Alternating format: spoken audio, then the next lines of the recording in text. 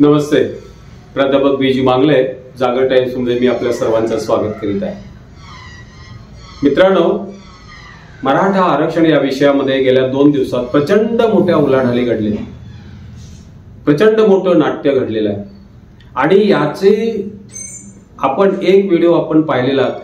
या व्हिडिओ मार्फत म्हणजे आज मनोज जरांगे पाटलांनी आज माघार घेतलेली आहे आणि आपलं जे उपोषण स्थगित करून आपण जे 2 पावलं माघार घेतले आहे, या पाठीमागची त्यांची भूमिका आणि आता आरक्षण आणि त्या आरक्षणाबरोबर दुसरं आणखी काय त्यांच्या डोक्यात टार्गेट असेल यावरती आपण हा विषय करतो. मित्र, गेल्या काही दिवसातलं राजकारण आपण बघतो. 4थ्या टप्प्यातलं जे उपोषण मनोज जरांगे पाटील यांनी जाहीर केलेलं आहे. त्यांची मागणी आहे की ओबीसी प्रवर्गातून मराठ्यांना आरक्षण द्यावं.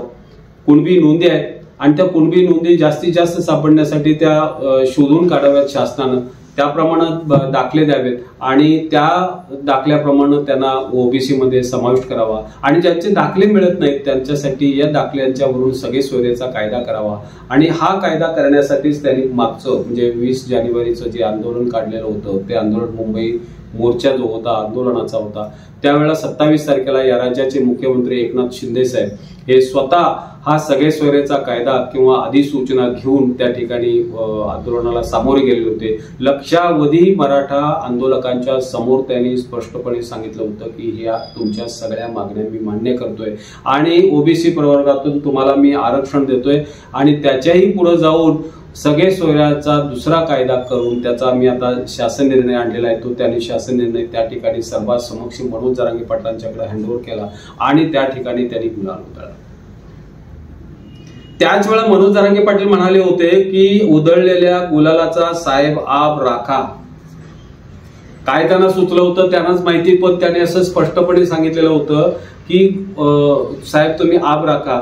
पण झालं कसं, 27 जानेवारीचा हा म्हणजे 26 तारखेला काढलेला हा शासकीय निर्णय पण त्याची अंमलबजावणीच नाही. आणि कोणत्याही प्रकारचं नवीन म्हणजे त्या संदीप शिंदे न्यायाधीश आहेत त्यांचं हे वाढवलं नाही.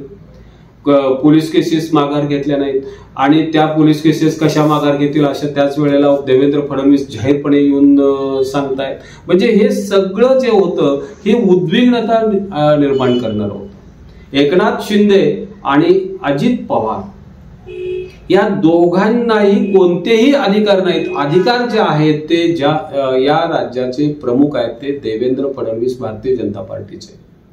म्हणजे त्यांना असं वाटत होतं की एकनाथ शिंदे द्यायला तयार आहेत, त्यांनी तसा कायदाही करायचं कच्चं ड्राफ्टही आणला होता, पण देवेंद्र फडणवीसांनी त्यांना या राज्याचं प्रमुख असल्यामुळे देऊ दिलं नाही. आणि देवेंद्र फडणवीस जे सतत मराठ्यांना टोचण्याच्या उद्देशानं नेहमी म्हणायचे की भाजपच्या रक्तात ओबीसीचा डीएनए, उघडपणे एका संकुचित किंवा वृत्तीचा ते हे करायचे. खरं तर राज्याचा उपमुख्यमंत्री आहे, त्यांनी केवळ एखाद्या समाजाला घेऊन वाटचाल करतोय आम्ही आणि आमचा पक्ष अशा पद्धतीनं हे करणं बरोबर नाही.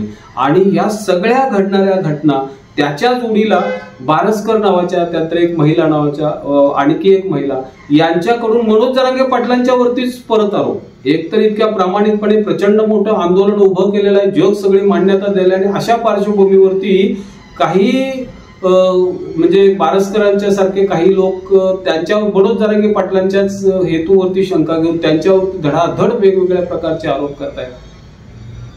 कोणत्याही माणसाचं मन उद्विग्न होणार ते निश्चित आहे आणि ते तसं झालं. त्यांनी पत्रकार परिषद बोलावली, धडाधड ह्या सगळ्या घटनेपाठीमागे देवेंद्र फडणवीस आहेत अशा पद्धतीने त्यांनी आरोप केले. आणि फडणवीसांचा ते स्वतः म्हणाले की हे ब्राह्मणी कावा आहे आणि मला विष घालून मारायचाही त्यांनी प्रयत्न केला, सलाईन मधून विष घालणार होते आणि मला गोळ्या त्यांना घालता आल्या नाहीत, पण तसा त्यांचा उद्देश होता. अशा पद्धतीचे त्यांनी गंभीर आरोप केले आणि या आरोपणाच्या ते इतके एक्सेंट्रिक झाले की त्याच परिस्थितीत ते मुंबई सागर बोलले, आता त्यांना मला मारायचं आहे, त्यांनी मला समोरासमोर गोळ्या घालून ठार मारू दे असं म्हणून ते रात्रीच्याच वेळेत जायला तयार. तथापि आपल्या काही जवळच्या लोकांनी प्रचंड मोठा मॉब त्यांच्यावर बाहेर पडला होता, त्या सर्वांनी त्यांना रोखलं, रात्री ते थांबले आणि आज ज्यावेळेला त्यांनी अशा पद्धतीनं विचार केला, शांत झाले आणि त्यांनी म्हणजे मेडिकल हेल्प घेतली आणि त्यांनी ओळखलं की असं असावं की आपण जे आरोप केलेत हे आरोप आपल्यावरती म्हणजे शासनाच्या आत्ता पूर्वी शासन आपल्या बाजूला होतं पण आता शासन आपल्या बाजूला दिसत नाही, कारण ते म्हणायचे की ह्याच्या पाठीमागे फडणवीस साहेब आहे आणि आता आपल्याला आरक्षणासाठी या शिंदे साहेबांच्याकडे मागणं म्हणजे दगडावर डोकं आपटण्यासारखं आहे. त्याच्यासाठी आपल्याला आज एक हे करावं लागेल आणि 2 पावलं आपण माघार घेऊ. 2 पावलं म्हणजे वाघ जसं एखाद्या ह्याच्यावरती झेप घेत असतो त्यावेळेला झेप घेण्यापूर्वी तो 2 पावलं माघार घेतो आणि मगच तो मोठी झेप घेतो. या पद्धतीनं आपण सुद्धा विचार केला पाहिजे, कारण छत्रपती शिवछत्रपती हे मनोज जरांगे पाटलांचं दैवत आहे आणि त्या छत्रपतींच्या जीवनात सुद्धा असे अनेक प्रसंग आले की ज्या वेळेला त्यांनी यशस्वीरित्या माघार घेतल्या. मुख्य त्यांच्या आयुष्यातलं सगळ्यात मोठं त्यांच्यावरती आलेला प्रसंग म्हणजे इतिहासात पुरंदरचा तह म्हणून प्रसिद्ध आहे. या तहामध्ये छत्रपतींनी मिळवलेल्या 35 किल्ल्यापैकी 23 किल्ले त्यांना देऊन टाकावे लागले. नामुष्कीजनक त्यांच्यावरती प्रचंड मोठी खंडणी आकारली गेली. दरवर्षाला त्यांच्यावरती खंडणी त्यांना लावण्यात आली. याच्याही मध्ये आणखी महत्वाचं म्हणजे त्यांना आत्मसमर्पण करावं लागलं, केवळ एकट्याला नव्हे तर मुलासकट. या सगळ्या पराभवाच्या अटी अत्यंत नामुष्कीजनक होत्या आणि त्यांना आग्र्याला स्वतः औरंगजेबाकडे जावं लागलं होतं. हे सगळं त्यांनी हे ही माघार होती. ही माघार कशासाठी होती बघा, तर त्यांनी भविष्य काळामध्ये ज्यावेळेला ते आग्र्याहून सुटून आले, औरंगजेबाच्या कैदेतून त्याने यशस्वीरित्या औरंगजेबाची कैद ही फोडली आणि त्यातून ते बाहेर आले आणि ज्यावेळेला पुन्हा राज्यात ज्यावेळेला आले त्यावेळेला पुन्हा सपाटा लावला. असं म्हणतात की जेवढे किल्ले त्यांनी परत दिले म्हणजे ज्या वेळेला मिर्झाराजा जयसिंगांच्या मार्फत औरंगजेबाला परत केलेले होते त्याच्यापेक्षा तिप्पटीहून अधिक किल्ले त्यांनी जिंकले, अधिक परिसर त्यांनी आपल्या ह्याच्यात केला.